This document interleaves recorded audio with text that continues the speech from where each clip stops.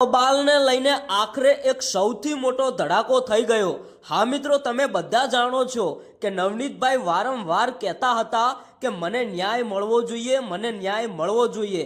આખરે મિત્રો આજનો દિવસ બહુ અગત્યનો હતો અને એક સૌથી મોટો ધડાકો થઈ ગયો અને મેન આરોપી પકડાઈ ગયો। મિત્રો, નવનીતભાઈ ઉપર હુમલો કરવા આવેલા આરોપીઓ આજ સુધી મિત્રો ટોટલ 10 આરોપીઓ પકડાયા છે।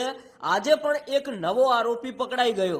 તો મિત્રો આમાં ક્યાંક ને ક્યાંક 10 આરોપીઓ પકડાયા, પણ હજુ પણ લોકોનો એક જ સવાલ છે કે પોલીસે આ 10 આરોપીઓ તો પકડ્યા, પણ આમાંથી જે સૌથી મેન આરોપી છે એ હજુ સુધી નથી પકડાયો। આ તો આરોપીઓ મિત્રો કયા, જે નવનીતભાઈ ઉપર હુમલો કરવા આવ્યા હતા એ આરોપીઓ પકડાયા। પણ મિત્રો આ 10 આરોપીઓને કોને નવનીતભાઈ ઉપર હુમલો કરવાનું કહ્યું એનો એક મેન આરોપી છે, એ મેન આરોપી હજુ સુધી નથી પકડાયો। આમાં ક્યાંક ને ક્યાંક ઘણા બધા લોકોનો સવાલ હતો અને નવનીતભાઈ ખુદ કહેતા હતા કે મારી ઉપર જે હુમલો કરવામાં આવ્યો છે એ હુમલો માયાભાઈ આહિરના દીકરા જયરાજભાઈ આહિરે કરાવ્યો છે।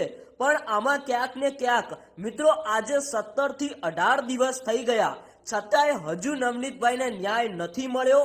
આજે ક્યાંક ને ક્યાંક એક મોટો ખુલાસો થવાનો હતો, એમાં મિત્રો એક આરોપી નવો પકડાયો। અત્યાર સુધી 9 આરોપી હતા, હવે ટોટલ 10 આરોપી થઈ ગયા। પણ ક્યાંક ને ક્યાંક આ 10 આરોપી પાછળ એક મેન આરોપી છુપાયેલો છે।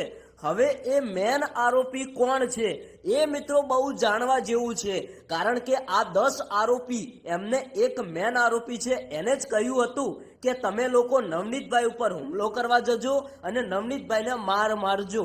હવે મિત્રો આ મેન આરોપી કોણ હોઈ શકે એ જો તમને થોડી ઘણી માહિતી હોય તો કોમેન્ટ કરીને બતાવતા જજો, કારણ કે નવનીતભાઈએ તો ખુલ્લેઆમ કહી દીધું છે કે મેન આરોપી કોણ છે। પણ મિત્રો તમને પણ હવે ખબર જ હશે, કોમેન્ટ કરવાનું ન ભૂલતા। આ બબાલની અંદર તમને કોણ સાચું લાગે છે એ પણ કોમેન્ટ કરીને બતાવતા જજો।